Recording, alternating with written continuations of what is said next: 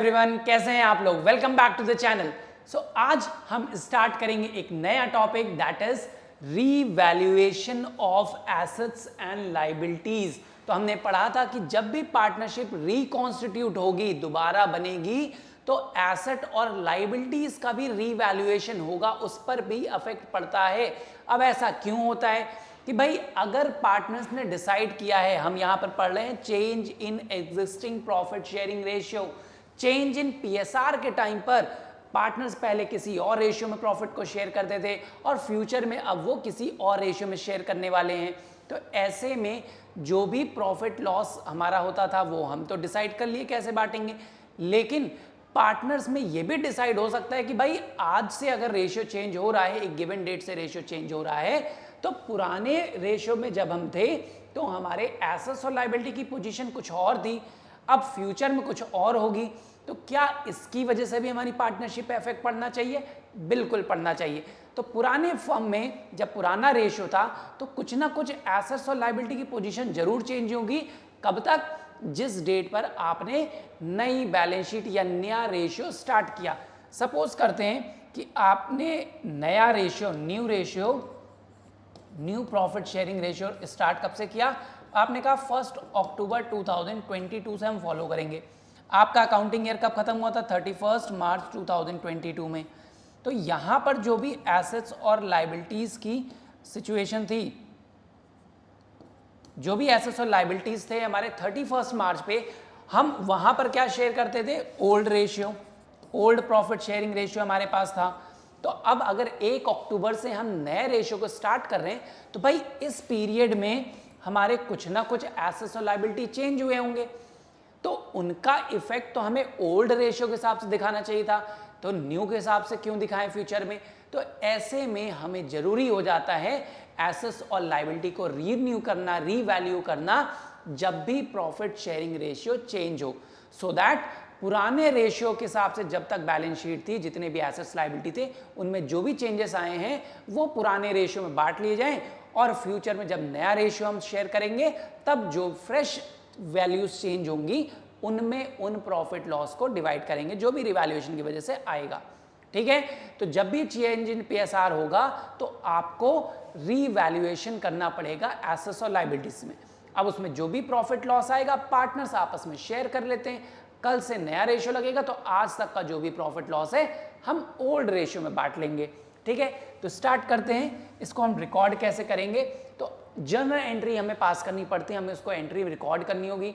तो रीवैल्यूएशन क्या होगा? किसी भी एसेट की लायबिलिटी की वैल्यू बढ़ेगी या फिर घट जाएगी। तो इनको हम कहाँ से शो करते हैं?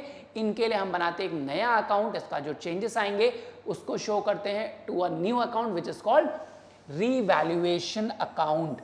रीवैल्यूएशन अकाउंट या फिर इसी अकाउंट को हम बोलते हैं profit and loss adjustment account. ठीक है, तो प्रॉफिट लॉस एडजस्टमेंट अकाउंट या रिवैल्यूएशन अकाउंट दोनों ही सेम अकाउंट है।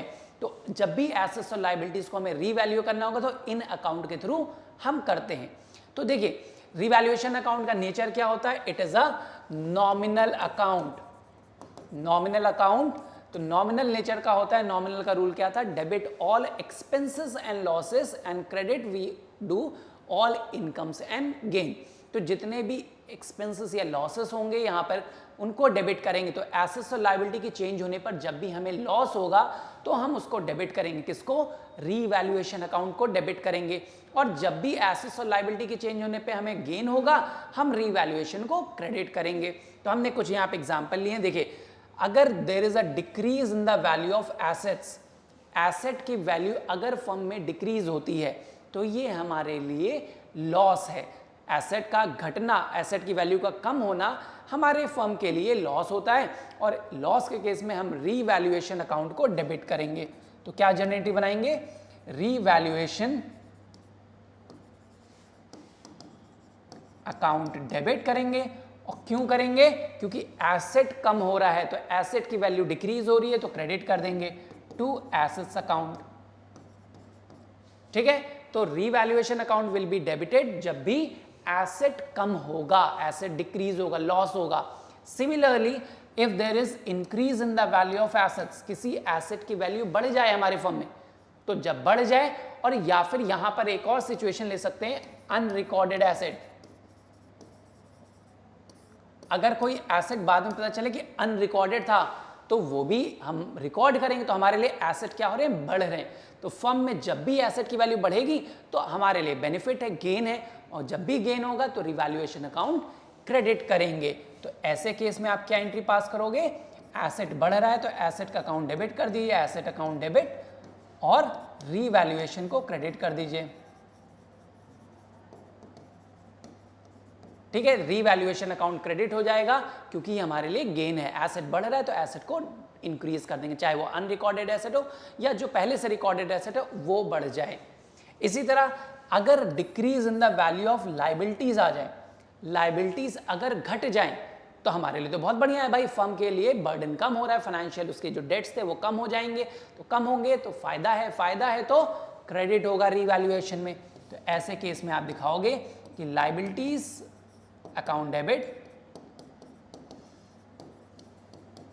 एंड टू रीवैल्यूएशन अकाउंट, कि रीवैल्यूएशन को क्रेडिट करोगे, क्यों, क्योंकि लाइबिलिटीज कम हो रही हैं, और लाइबिलिटीज का कम होना हम डेबिट करके शो करते हैं। ठीक है, तो लाइबिलिटीज कम हो रही हैं वो डेबिट हो जाएंगी और रिवैल्यूएशन अकाउंट क्रेडिट होगा। और सिमिलरली अगर आप देख रहे हो, अगर लाइबिलिटीज बढ़ जाए, increase in the value of liability है, या फिर कोई अनरिकॉर्डेड लाइबिलिटी भी पता चल जाए, अनरिकॉर्डेड,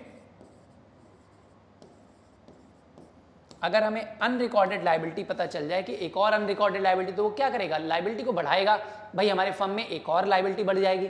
तो जब भी लाइबिलिटी बढ़ेगी हमारे लिए यानी फर्म के लिए लॉस की सिचुएशन, और लॉस में क्या होता है, रीवैल्यूएशन डेबिट होगा, क्यों, क्योंकि नॉमिनल अकाउंट है। तो रीवैल्यूएशन अकाउंट डेबिट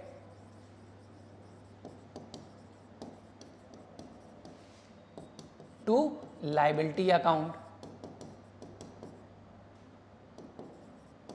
जो भी लाइबिलिटी डिक्रीज करेंगे। तो आपने देखा कि एसेट्स और लाइबिलिटी के चेंज होने को हम बोलते हैं रिवाइज्ड वैल्यूज या रिवैल्यूएशन, उसके लिए प्रिपेयर करते हैं। रिवैल्यूएशन में कैसे करते हैं, लॉस जब भी होगा यानी एसेट का कम होना और लाइबिलिटी का बढ़ना, दोनों लॉस होते हैं। उन दोनों केस में आपने देखा कि रिवैल्यूएशन डेबिट हो रहा है, एसेट का कम होना और लाइबिलिटी का बढ़ना। और जब भी एसेट बढ़ेंगे और लाइबिलिटीज कम होंगी तो हमारे लिए गेन होगा, तो रिवैल्यूएशन को क्रेडिट कर देते हैं। आपने देखा यहां पर हमने दोनों में क्रेडिट किया। अब इनको क्रेडिट डेबिट करके फर्म को कुछ ना कुछ फायदा या नुकसान होता है, कुछ ना कुछ प्रॉफिट आएगा रिवैल्यूएशन पे या लॉस आएगा। अगर प्रॉफिट आया तो ओल्ड पार्टनर्स आपस में उसके ओल्ड रेशियो में बांट लेंगे, अगर रिवैल्यूएशन में लॉस आया तो भी ओल्ड पार्टनर्स आपस में शेयर करते हैं। तो अगर रिवैल्यूएशन में प्रॉफिट आया तो प्रॉफिट पार्टनर्स के अकाउंट में क्या करोगे, क्रेडिट कर दोगे। तो क्या होगा, revaluation account debit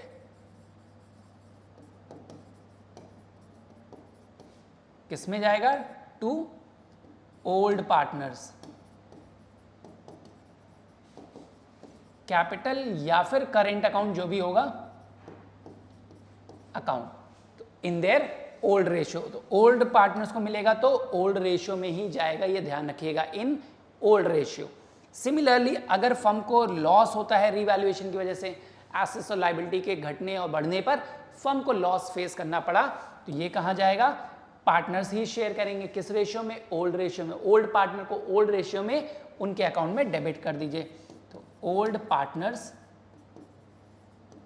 capital account debit कर देंगे या करेंट अकाउंट जो भी होगा, कैपिटल या करेंट अकाउंट डेबिट कर दीजिए, और टू रीवैल्यूएशन अकाउंट। तो ये दोनों किस में जाएंगे, ये दोनों ही प्रॉफिट लॉस जाएंगे, जो भी ये प्रॉफिट या लॉस जो भी हो रहा है इन ओल्ड रेशियो, इन ओल्ड रेशियो बांट दोगे आप। तो बेसिक जनरल एंट्री रिवैल्यूएशन की यही होती है कि जब भी एसेट्स और लायबिलिटीज बढ़ेंगे या घटेंगे आप उनको अकॉर्डिंगली शो करोगे, किस अकाउंट में, रीवैल्यूएशन अकाउंट में एक नया अकाउंट ओपन करते हैं। ठीक है, जनरल एंट्री समझ में आई, because revaluation is a nominal account.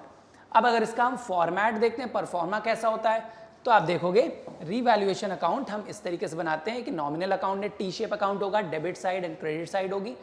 अभी बताया कि फेवरेबल डेबिट साइड मतलब अनफेवरेबल साइड है, debit all expense and losses. तो रीवैल्यूएशन में जब भी लॉस होगा, लॉस कब होगा, डिक्रीज इन एसेट्स, अगर एसेट्स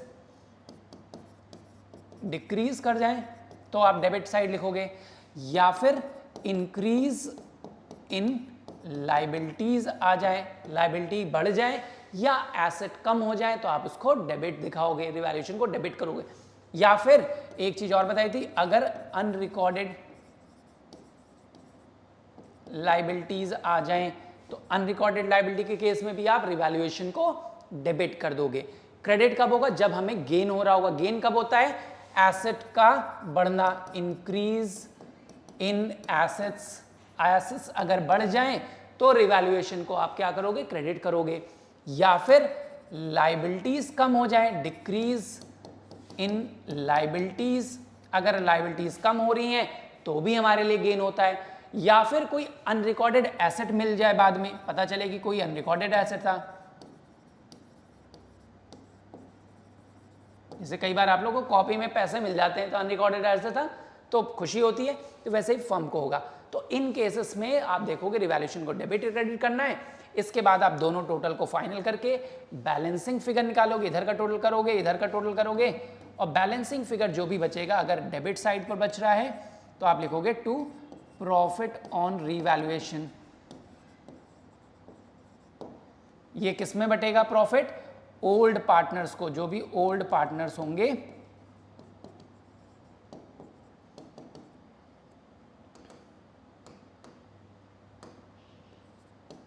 इन ओल्ड रेशियो, ये ध्यान रखिएगा, ओल्ड पार्टनर्स को ओल्ड रेशियो में आप बांट दोगे। अगर लॉस होता तो आप क्रेडिट साइड लिखते, भाई अगर लॉस आया, लॉस ऑन रीवैल्यूएशन, तो ये भी उन old partners in old ratio. किसको बांटोगे आप? ओल्ड पार्टनर्स को ओल्ड रेशियो में। क्यों? क्योंकि भाई ये रीवैल्यूएशन अकाउंट जो है वो नॉमिनल नेचर का है, तो डेबिट साइड आप सारे एक्सपेंस एंड लॉसेस दिखाओगे। एसेट्स लायबिलिटी में लॉस कब हो रहा है तो वो डेबिट कर दोगे, और एसेट्स लायबिलिटी के चेंज होने पे अगर गेन होता है तो हम उसको क्रेडिट करते हैं। अगर आपने बैलेंसिंग किया, गेन ज्यादा है, लॉस कम है, तो आपका प्रॉफिट बचेगा। ये पार्टनर्स के अकाउंट में ओल्ड पार्टनर्स को ओल्ड रेशियो में क्रेडिट कर दीजिए। और अगर लॉस ज्यादा था, गेन कम हुआ एसेट के चेंज होने से, तो फर्म को लॉस होगा रिवैल्यूएशन पे, और वो ओल्ड पार्टनर्स को ओल्ड रेशियो में आप बांट दोगे। तो इस तरीके से हम बनाते हैं रीवैल्यूएशन अकाउंट, और ये हमारी एंट्रीज थी जैसे हम पास करते हैं, क्या क्या एंट्री पास करेंगे और कैसे पास करेंगे। इसके बाद अब चेंज इन पीएसआर के टाइम पर हम इसको कैसे ट्रीट करते हैं। अगर रेशियो पार्टनर का चेंज आ रहा है तो रीवैल्यूएशन को दो तरीके से ट्रीट किया जा सकता है। क्या हो सकता है? पार्टनर्स पहले तो डिसाइड कर सकते हैं कि वो रिवाइज्ड वैल्यूज को बुक्स में शो करेंगे, बैलेंस शीट में शो करेंगे कि एसेट्स लायबिलिटीज में कितना चेंज आया। तो जितना भी चेंज आएगा उसको हम कैलकुलेट करेंगे और बैलेंस शीट में नए फिगर को दिखाएंगे। एसेट्स और लायबिलिटीज अपने नए फिगर पे दिखाई जाएंगी बैलेंस शीट में। मींस जो भी चेंज आया है, रिवाइज्ड हुए हैं वैल्यूज, उनको आप बैलेंस शीट में दिखाओगे। इसका मतलब जो भी चेंज आया आपने उसको कैलकुलेट किया है और पार्टनर्स आपस में शो करेंगे, उसको डिस्ट्रीब्यूट करके रिवैल्यूएशन का प्रॉफिट या लॉस बांट लिया जाएगा। अगर प्रॉफिट था तो आप पार्टनर्स के अकाउंट में बांट दोगे। तो रिवैल्यूएशन अकाउंट डेबिट करके आप पार्टनर्स के अकाउंट में बांट दोगे। क्या करोगे? ओल्ड पार्टनर्स कैपिटल या फिर जो भी करेंट अकाउंट होगा, आप यहां समझ लीजिएगा, कैपिटल या करेंट अकाउंट, ठीक है। तो ओल्ड पार्टनर्स के कैपिटल अकाउंट में इन ओल्ड रेशियो, ये ध्यान रखिएगा, ये हमेशा ओल्ड रेशियो में बटेगा, ठीक है। तो जब भी रिवैल्यूएशन का प्रॉफिट होगा तो ओल्ड पार्टनर्स को ओल्ड रेशियो में क्रेडिट कर दीजिए, और अगर लॉस हुआ तो ओल्ड पार्टनर्स कैपिटल अकाउंट या करेंट हो सकता है, ये मैं बार बार बोल रहा हूं आपसे। फिक्स्ड कैपिटल होगी तो करेंट अकाउंट में जाएगा, अगर फ्लक्चुएटिंग है तो कैपिटल में जाएगा। हम यहां पर अज्यूम कर रहे हैं कि फ्लक्चुएटिंग कैपिटल होगी। टू रीवैल्यूएशन अकाउंट,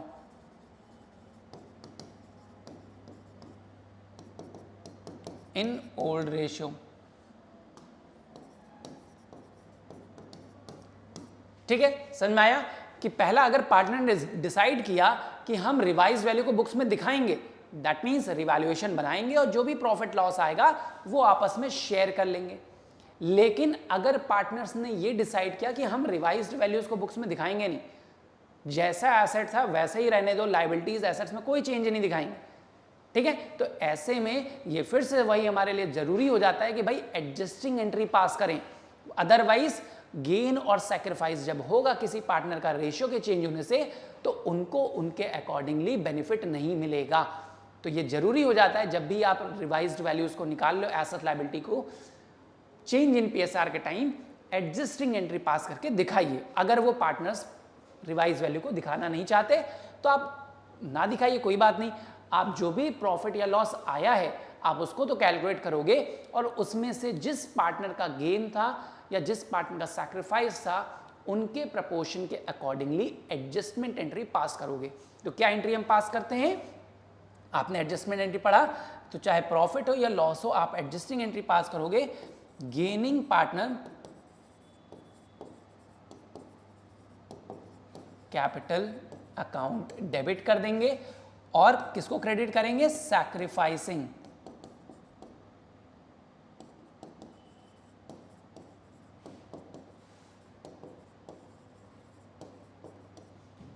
ठीक है।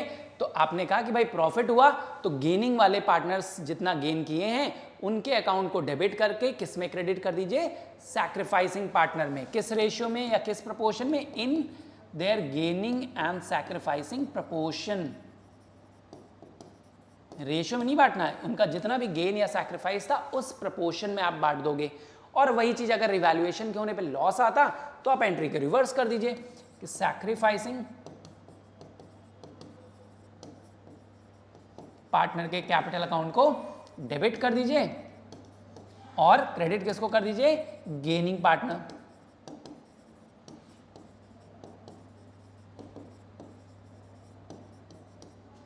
किस प्रपोर्शन में, इन देयर गेनिंग या सैक्रिफाइसिंग प्रपोर्शन। ठीक है, तो अगर पार्टनर ने डिसाइड किया है change in PSR profit sharing ratio change करते समय कि रिवाइज वैल्यू को दिखाएंगे हम बुक में, दिखाएंगे मतलब पहले हम रिवाइज वैल्यू को कैलकुलेट कर लें, कितना रिवाइज्ड वैल्यूज हुई हैं, उनकी वजह से कितना प्रॉफिट या लॉस आया, कैसे कैलकुलेट करोगे, रिवैल्यूएशन अकाउंट बना के। तो जो भी प्रॉफिट या लॉस आएगा हम उसको पार्टनर्स में बांट देंगे इन देयर ओल्ड रेशियो। अगर प्रॉफिट था तो पार्टनर्स के अकाउंट में क्रेडिट कर देंगे, लॉस था तो उनके अकाउंट में डेबिट कर देंगे।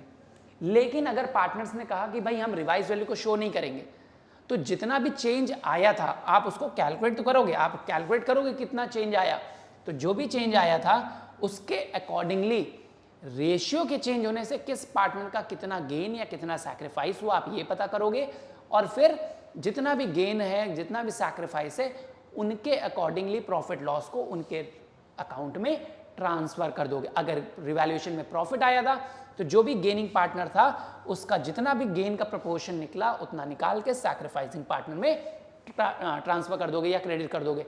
और अगर लॉस निकला तो सैक्रिफाइसिंग पार्टनर के अकाउंट में डेबिट करके गेनिंग में क्रेडिट कर दीजिए जितना भी लॉस का प्रपोर्शन निकला होगा। तो I hope it is clear now. Revaluation क्या होता है, क्यों बनाते हैं, कैसे पास करते हैं एंट्री। तो रिवैल्यूएशन अकाउंट तब बनता है जब हम रेशियो को चेंज कर रहे हैं, तो ये मैंडेटरी हो जाता है रिवैल्यूएशन करना। जितने भी एसेट्स लायबिलिटी चेंज हुई उनकी वैल्यू को रीवैल्यू करिए, पता करिए कितना प्रॉफिट या लॉस आया, कैसे पता चलेगा, रिवैल्यूएशन अकाउंट बनाकर।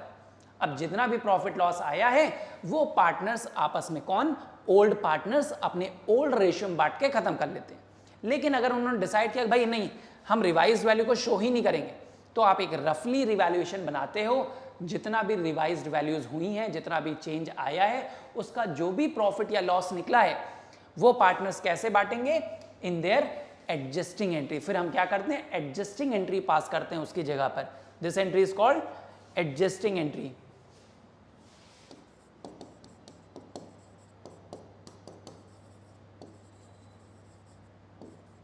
एडजस्टिंग एंट्री या एडजस्टमेंट एंट्री, आप कुछ भी बोलिए, एडजस्टिंग एंट्री या एडजस्टमेंट एंट्री हम पास करते हैं।